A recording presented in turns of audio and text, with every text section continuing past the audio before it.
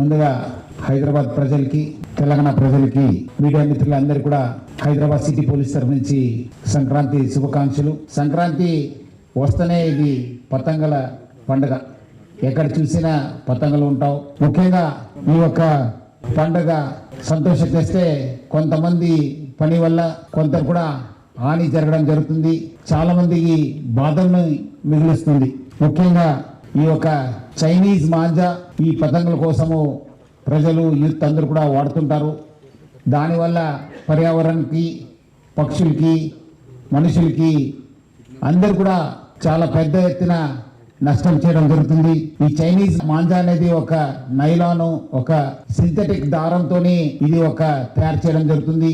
దీనివల్ల చాలా అంటే చాలా నష్టం జరుగుతుంది. తెలంగాణ రాష్ట్ర ప్రభుత్వము 2016లోనే ఈ యొక్క చైనీస్ మాంజాన్ని నిషేధించడం జరిగింది. అదేవిధంగా National Green Tribunal NGT July 2017లో బ్యాన్ చేయడం జరిగింది. బ్యాన్ అయినప్పటికీ ఇంకా కొంతమంది ఈ యొక్క దొంగచాటిగా ఈ యొక్క చైనీస్ మాంజాన్ని అమ్ముతూనే ఉంటారు. ప్రజలు కూడా కొంటూనే ఉంటారు. ముఖ్యంగా హైదరాబాద్ సిటీ పోలీసు గత ఒక నెలపై నుంచి చాలా ఉక్కుపాదం మోపించి ఈ యొక్క చైనీస్ మాంజా పైన. సో ఎవరెవరు పాత అఫెండర్స్ ఉన్నారు, ఎవరెవరు అమ్ముతున్నారు, వాళ్ళ పైన చాలా గట్టి నిఘా ఏర్పాటు చేయడం జరిగింది. గోడౌన్స్ మన పైన కూడా మనము దాడి చేయడం జరిగింది. స్పెషల్ డ్రైవ్స్ ని మనము కండక్ట్ చేయడం జరిగింది. ముఖ్యంగా ఇక్కడ law and order officers plus మన టాస్క్ ఫోర్స్ ఆఫీసర్స్ స్వయంతంగా జాయింట్ ఆపరేషన్స్ ని కండక్ట్ చేసి చాలా చోట్ల కేసు పెట్టడం జరిగింది. ఇప్పుడు దాకా మొత్తము 103 కేసుని మనం కట్టడం జరిగింది. దాదాపు 143 మందిని అరెస్ట్ చేయడం జరిగింది. 1,24,52,000 పైన వాల్యూ ఉన్న ఒక బాబిన్స్ ని 6,226 బాబిన్స్ ని మనము సీజ్ చేయడం జరిగింది. సో దీని విలువ దాదాపు 1,24,52,000.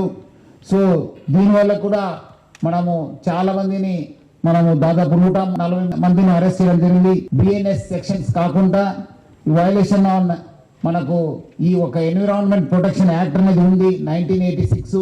ఇది కూడా చాలా ఒక మంచి యాక్ట్. దీనిపైన కూడా చాలా మనము కేసెస్ కట్టడం జరిగింది.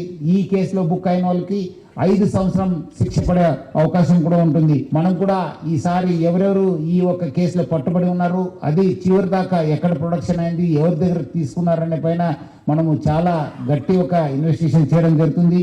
ఈ యొక్క దాడిలో ముఖ్యంగా ఈ కేసు కట్టడంలో మన గోల్కొండ జోన్ చాలా బాగా చేసింది. టాస్క్ ఫోర్స్ వాళ్ళతో కలిసి చాలా బాగా చేసింది. మన చంద్రమోహన్, మన డీసీపీ గోల్కొండ జోన్ 34 కేసెస్ వాళ్ళ ఆఫీసర్స్ కలిసి కట్టడం జరిగింది. దాదాపు 65 లక్షల వర్త్ బాబిన్స్ ని సీజ్ చేయడం జరిగింది.